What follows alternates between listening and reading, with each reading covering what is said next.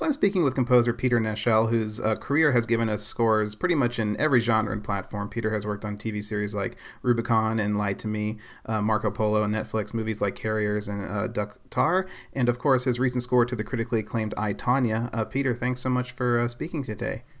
Well, it's great to be here. Thanks for having me.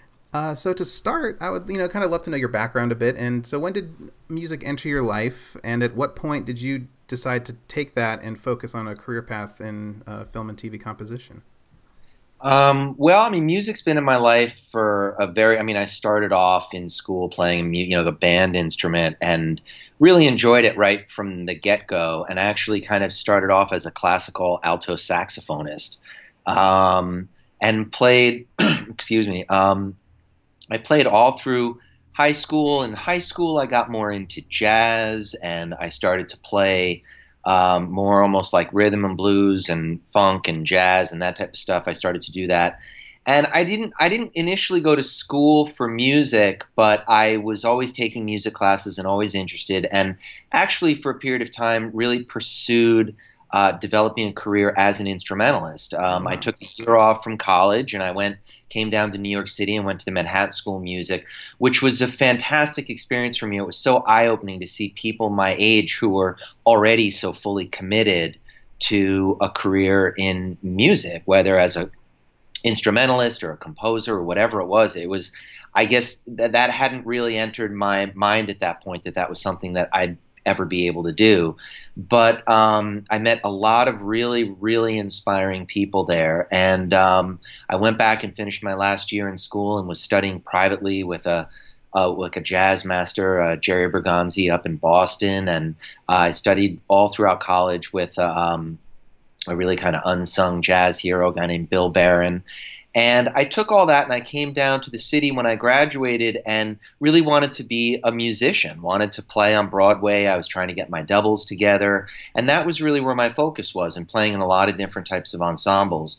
And then just by happenstance, a friend of mine introduced me to, what was happening in home studios at the time. And it was really it wasn't the advent of MIDI, but it was when MIDI was becoming much more popular. Right. Um, and that was a huge turning point for me, because I started to mess around with sitting in my apartment in New York and just literally from the ground up, learning how to sequence, learning how to imitate sounds, thinking about arrangements, which was different for me than when you're an instrumentalist and you're just trying to kind of nail your part. And so that was a really big turning point for me. And I spent about a year of that, and actually a good friend of mine who I grew up with, who I played in several bands with, he and I started to get together regularly to kind of teach ourselves how to, because neither of us really, I don't know if there were school programs even set up at the time for that type of stuff. And so we just figured it out little by little. And then I did a session for these two guys in New York who at the time had a really cutting edge, fantastic, forward thinking commercial music production company called Tom and Andy. Oh And yeah, I yeah. Yeah, and I did a session for them that was just, again, another kind of huge epiphany for me, because I started to hear things very differently by watching how they worked, and how the musical collages that they were able to create, and the way they combined different musical elements that you wouldn't necessarily think, oh, that's going to sound great together. And they were really fantastic at doing just that.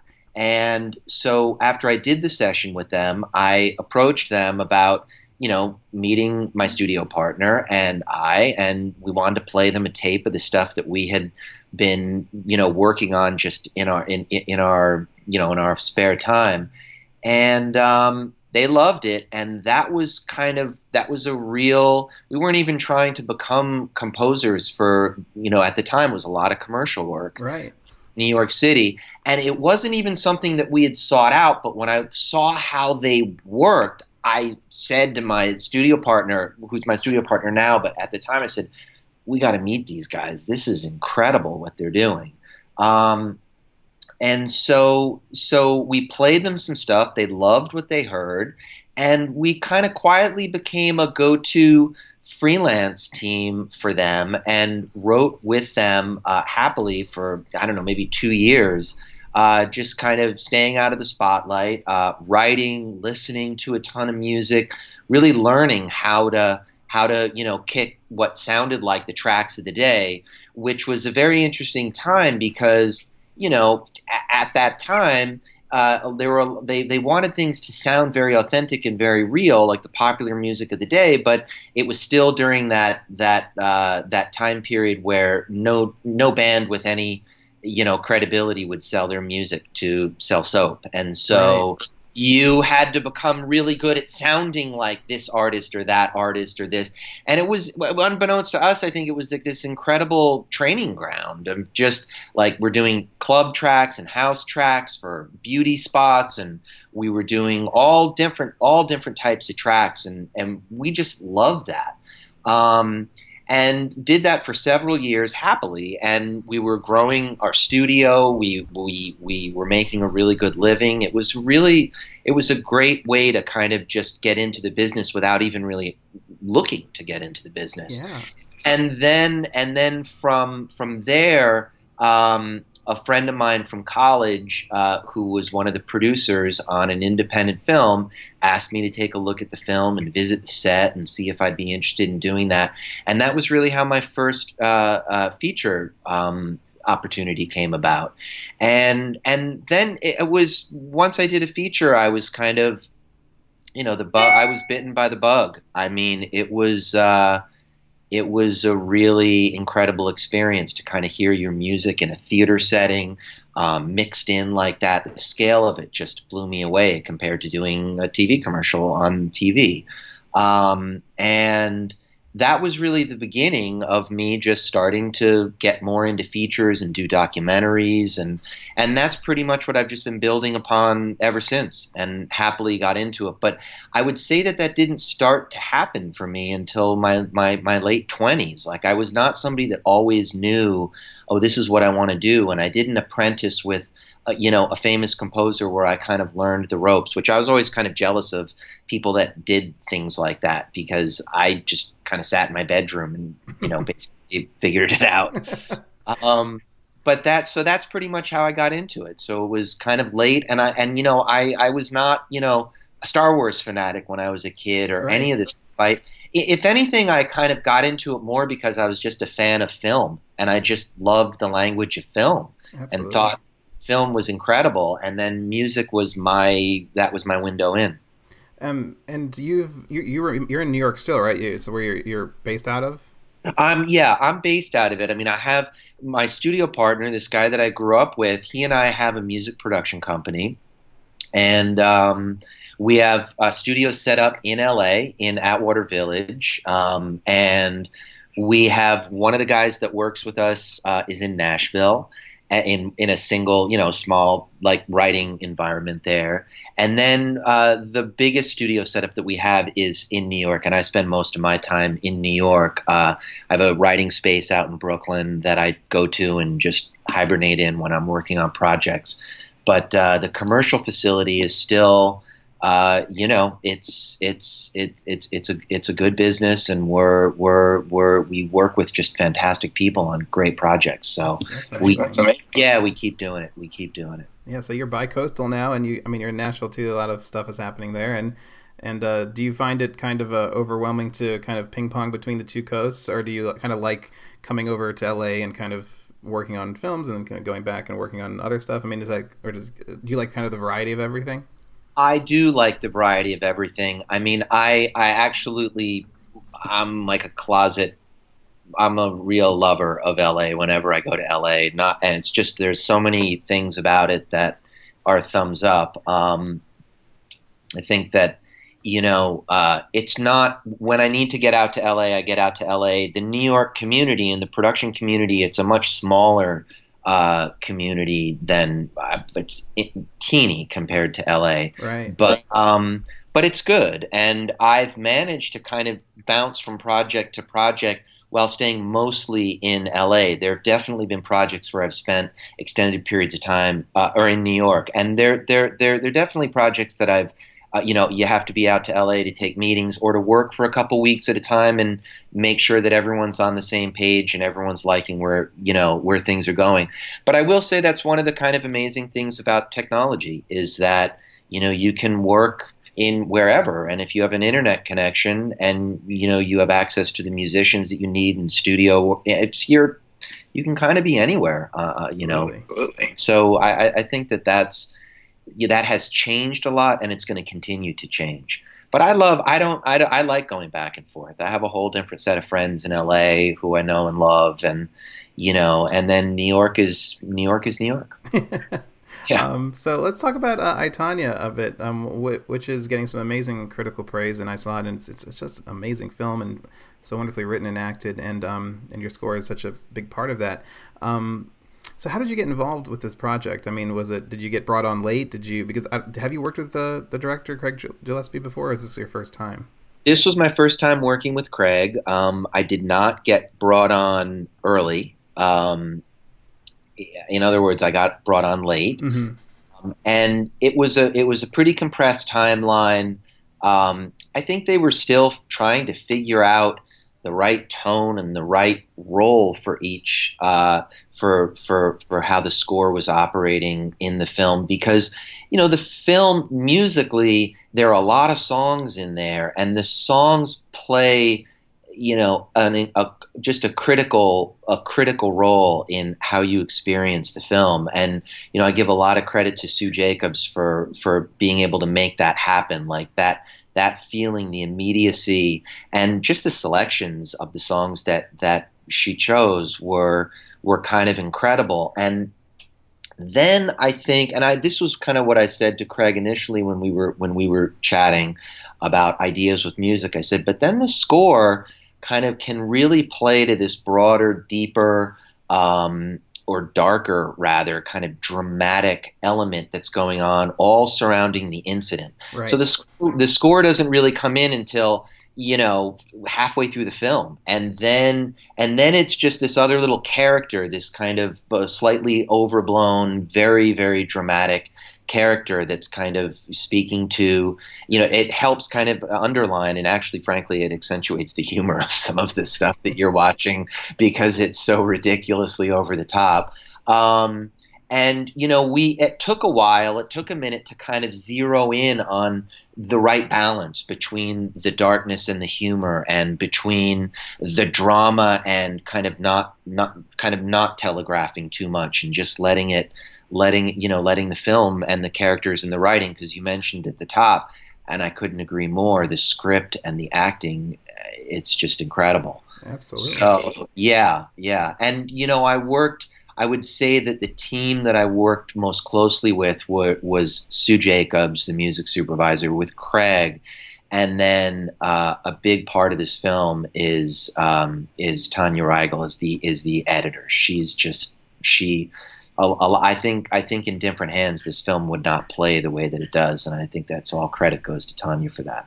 Right, and you mentioned the film is so heavily kind of steeped in needle drops, and when you came on board, were the songs kind of already spotted? Were they already in place, or did you have did you have to maybe put like, oh, this is the right place for the score, or maybe we need to move a song out of here so I can take a chance with the score? Did you have to kind of negotiate your real estate, or was it kind of already like, okay, this is the scene that needs original score? Or it's the latter. It was pretty much figured out. I mean, I think that the dance that Sue was doing was, okay, we know we love this song from this artist, but it's a small movie. I don't know if we have money for that. So there'd be multiple versions of songs, but the general layout of, where there was going to be needle drop, or whether it was source music or scores or just a song playing, that was in place, and so were the spots that needed to be scored. There were a couple of really key spots, and I started with kind of what I thought was the biggest and kind of hardest cue, which was the attack, the incident. Right. And that was a lot of thematic ideas kind of came from that, and the sound and the arrangement, the orchestration, all of that came out of that cue. And what kind of informed, I guess, the sound of the score? I mean, what did you pull from to create the style and the instruments you chose? Like what kind of informed all of that? Were you looking at, I mean, the tone, you mentioned the tone, how complex the tone was, because it is really complex. I mean, you're laughing at the absurdity at a scene, and then you're holding your breath from intensity. And even though that whole hit that went down was so ridiculous, I mean, the guy, bashing his head through the door, and it was still a tense moment, and your score had a big part of it. But what kind of narrowed you down to the instrument choices you made and the tone itself? I mean, was it a lot of trial and error, or did you kind of nail it on the first shot? Well, okay, so that's two questions. I definitely didn't nail it on the first shot, but I came pretty close where we were modifying kind of the intensity or where changes occurred, where shifts occurred in the score. I kind of always had this idea that there would be like two pianos playing simultaneously, and that there'd almost be two small string orchestras, like 10 or 11 pieces each, and that a lot of times they'd be playing in concert and together, which would kind of create a much larger, almost unreal large sound, which kind of helps with the drama and the overblown quality of everything. But at times they don't necessarily play so well together. And that was one of that was kind of like a musical structure that I was trying to play with in the score, and approach it that way, to think that there are these two characters that are kind of going at each other like that.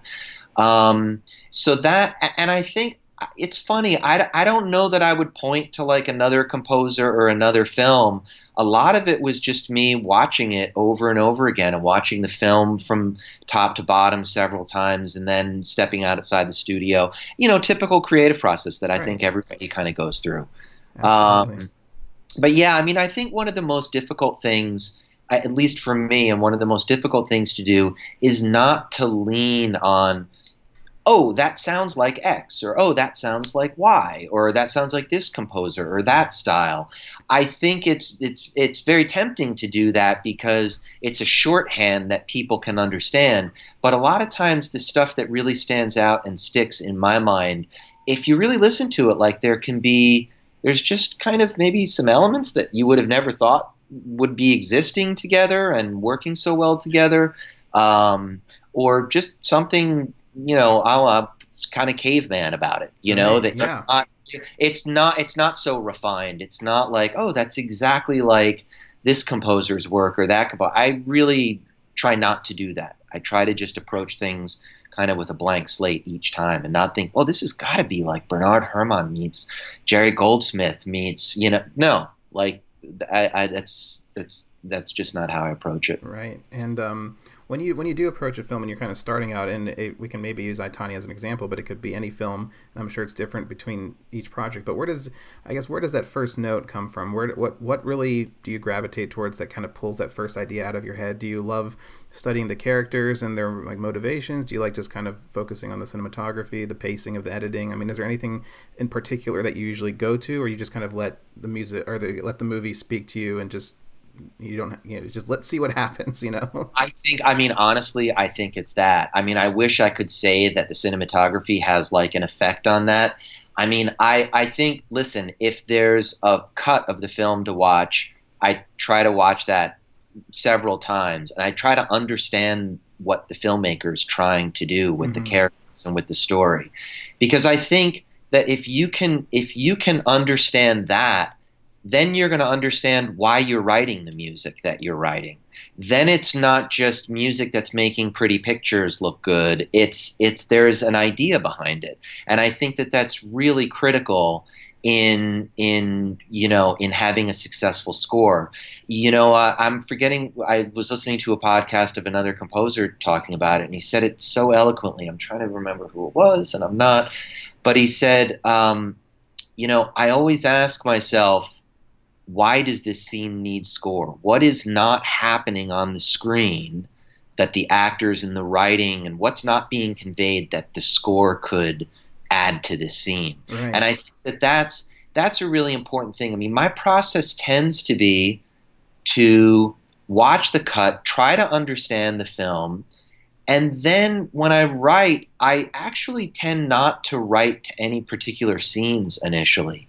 I just try to write music that feels like the film. And even if it's not a, fully executed suite of sorts, it could just be a series of ideas, that are a minute long, a minute and a half long, whatever they are, and get a sound palette that is starting to feel like the world of the film. And here's, I'm going to need some music with pacing elements in it, or I'm going to need, and just think much more abstractly initially.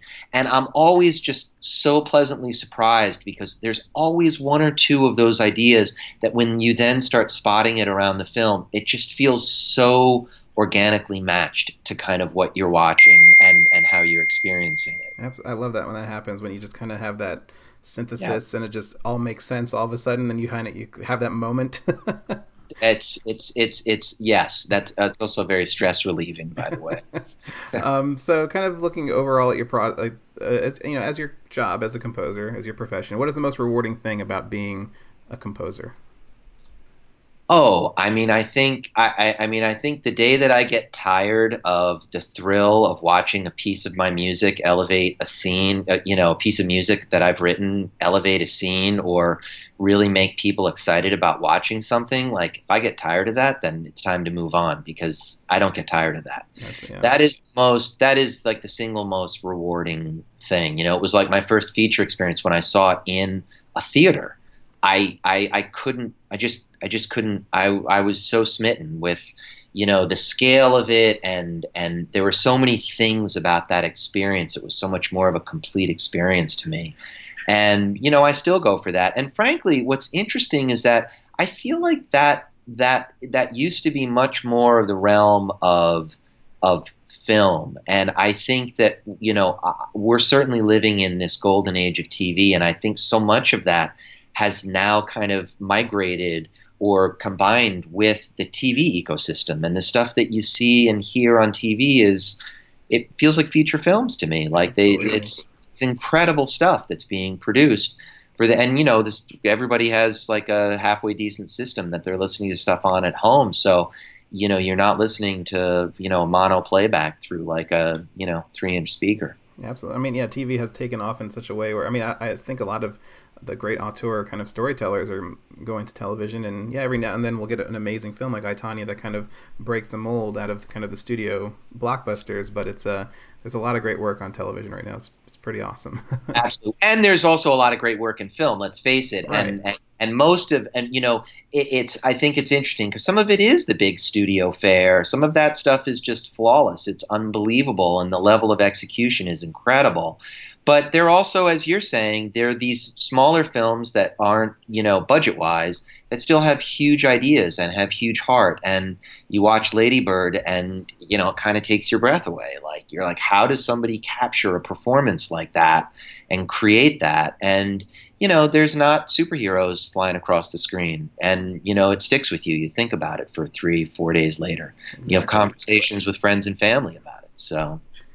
And yeah, it's those memorable moments. And Lady Bird was one of those other movies that you take with you. And I'm still talking with people about Tonya, and people are texting me about it, and we're discussing it. Like it's great to have conversations after the movie. So it's not just exactly. I think and Tonya, I think, is really unique because in a very non-preachy way, it touches on 3 incredibly topical issues.